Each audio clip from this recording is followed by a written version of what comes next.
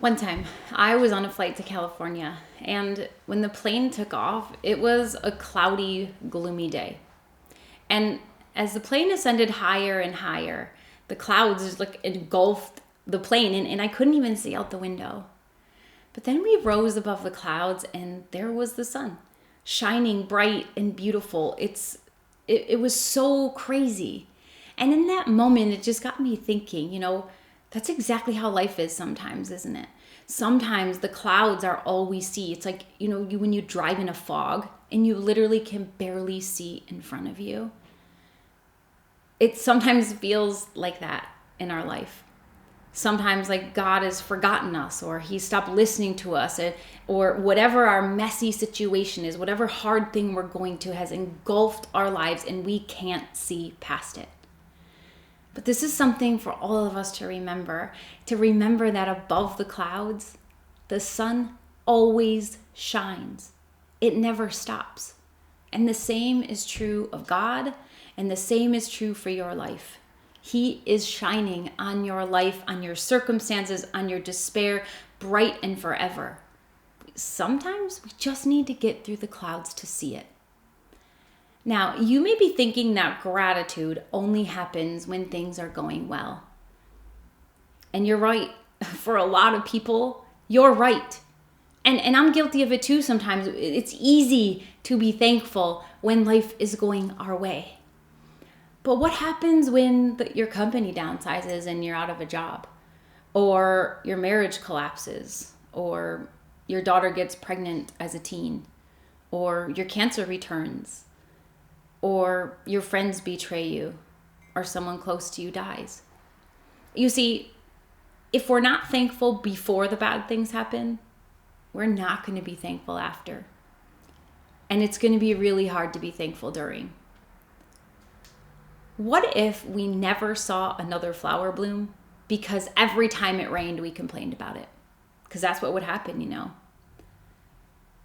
The thing is, here in America, we are luckier than almost the entire world. If you're listening to this today, odds are you have a roof over your head, a warm bed to sleep in, a toilet. And as you're watching this, there's over 500,000 homeless people in America alone. We have food in our stomachs.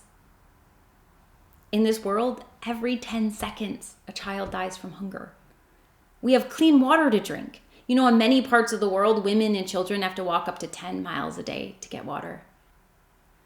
The verse from 1 Thessalonians chapter 5 says, "Be joyful always. Pray continuously and give thanks in all circumstances." Your joy not only can change your life, but it can change the lives around you. So can your prayers, and so can your thankfulness, and they all go hand in hand. But gratitude shines the brightest in the darkest of times. But when you learn to live a life filled with it, a daily practice of gratitude, it will build incredible levels of resilience, and it can also safeguard us from dropping into depressing seasons. Most importantly, it'll help us not feel hopeless when the worst happens. Because our ability to stay thankful in the midst of pain and chaos, and to notice the value it has, this is a skill that will serve you until the day you die. Here's an example. There's going to be nights when you don't get a good night's sleep, right? You wake up cranky, you wake up tired. But in this instance, you have a choice here. You can condemn yourself. You can ruin your entire day. And you can keep focusing on how you didn't get that good night's sleep, how you feel like garbage. Or you can be grateful. You can be grateful that, unlike over 1 billion people in the world, you slept in a comfy bed with a roof over your head. And you can take a deep breath and you can be thankful that you're alive and you get to live another day. Now, I'm not belittling your feelings here because I know that a lack of sleep really sucks sometimes and it can make our life a lot more difficult. But the point of it is we always have a choice as to where we direct our focus. And I really believe that through the practice of gratitude, or what I like to call thanks living, you will come to learn that no matter how much your day or how much your life sucks, there is always something to be grateful for. And this makes the tough seasons of life a little bit easier. Now, in this, we're not denying our shortcomings. We're just reframing them. It's kind of like extracting gold from dirt. There's always more gold in your life than you think. And we can learn that living a life of gratitude doesn't depend on winning the lottery or completing a marathon. We can be just as grateful for the small things. And the crazy thing about this is it doesn't really matter what you're appreciating, but what really matters is how you are feeling because of what you're appreciating. Let's practice this for a second, okay? Imagine with me how it feels to hug someone you love. If you're a parent, think about hugging your kids. In this hug, you can take a deep breath and you can bathe in the fact that you get to be their mama or their dad, that you have been trusted in their life. And you can feel how much they love you and appreciate you and how much you love them. This produces the happy chemicals in your body. You're just marinating in the moment and you're soaking it in. When is the last time you soaked in a hug? From anyone, for that matter. You see, it's not the size of the celebration that matters. It's the intentionality of the grateful feelings. That's what matters. Now, as you continue to practice this life of gratitude, I want you to remember that if you're not used to it, it is a practice. And if it's difficult every day to come up with things to be thankful for and you keep beating yourself up about it, don't do that. Because it may not feel natural at first. It might.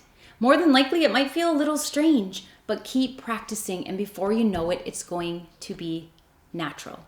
Now, you also might be listening to this thinking, I've lived a really hard life and she has no idea. I don't have much to be grateful for. And you might be right in some ways about that. Okay? And it's fair for you to think this way. But I want you to remember this. One of the biggest myths about gratitude is that your life needs to be perfect or pain-free in order for you to feel it. But I also understand that in this moment or in this season, you might be experiencing some really hard stuff. Okay? I get that. And I acknowledge that asking you to feel grateful for that particular hardships might seem impossible. And you may even be thinking I might be a little disrespectful, but here's what you need to know. Being grateful, it doesn't mean accepting an abusive relationship or putting up with a toxic work environment or giving up your fight with an illness. But what I'm saying is that it's possible to be grateful for your life in general and to simultaneously muster the strength to make the necessary changes to get yourself out of whatever painful situation life finds you in. So if you want to do this, I can help. You know why? Because you need to know two things. You're enough, just as you are, no matter what you're going through right now. You're enough. And number two, there is always hope. There is always hope. And if you look around, you can see blessings. If they're hard to find, ask God to show you. Because you can always show love and appreciation for something. And if you can't think of anything else, love and appreciate yourself. Because this is a must. And you deserve this more than I can say. Okay? Trust me on this. You are made in the image of God. And just that fact alone is amazing. So encourage yourself if you need to. Ask God to help you if you're having trouble with it. And when you hit rock bottom, gratitude for the simple things can and will be your saving grace. It just will. Because gratitude is a silent, unassuming key to surviving the biggest traumas as well as enjoying the pleasures of life, whether they're big or small. Because I really believe that as much as we want our children to be happy, as much as we're chasing happiness, this is what God wants for us too. And he tells us how we can find it in the Bible, right? Always be joyful. Never stop praying. Be thankful in all circumstances. So now, I want you to think about this for a minute. I want you to think about yourself. I know. The problem is we don't give ourselves love like we need to. We need to change that. So I want you to think about 3 things that you love about yourself. Might be kind of hard, huh? But I bet you would have no problem telling me all the things you're not good at or all the things you don't like about yourself, right? It's time to change the narrative. It's necessary. We've been doing it for too long. Think about 3 things you love about yourself. Here's the thing. A lot of times we forget and we seldom reflect on what makes us incredible. Have you thought about that? Because you are incredible. You have survived a lot in your life. A lot of us will try to get our validation from outside sources. We try to let other people fill our cups, or we rely on their feedback or their compliments or their confirmation in order for us to believe that we're good enough, we're smart enough, we can be successful, all the stuff. But please do yourself a favor and start appreciating you just as you are right here, right now. Appreciate your body for what it is. You need to quit this whole thing about forcing your body into a particular stereotype of beauty. We should take care of ourselves and be healthy, yeah, of course. But enough with the shame. Got that? Enough with the shame. Because in my experience, when I started expressing gratitude for what I actually like about myself, aspects of my personality that I'm proud of, parts of my body that I'm proud of, great things started happening. And they can start happening for you too. Here's what happened for me. I started being a lot more proud of me. I became less insecure and more confident. And the best part, the negative comments from other people started to have less and less effect on me. And you know, another thing that was really great, I started having a good, healthy, positive relationship with me. I actually like me for the first time in my life. And that feels so good. And in addition to that, once I started to feel the way I need to about myself, God helped me to see that. I remember that He says I'm His masterpiece. And that might sound like a little bit egotistical, but it's necessary. Because when you can start to feel good about yourself and love yourself, your relationships with the people around you are going to change too. And when you stop needing their validation, you can realize who's a positive influence in your life and who isn't. So, I encourage you, start today. Think of 3 things you love about yourself and your personality. I have linked a meditation in the comments for you. And again, you use my meditation for as long as you need, but eventually you're going to master this stuff on your own, and it's only going to take you a few minutes a day. The more you're grateful for what you have, the more you have to be grateful for. Abundance, it's a mindset. And when you grasp and live this way, your abundant mind will be like a magnet and you will draw more abundance to it. So don't wait any longer. Let's get to it. I will see you next time.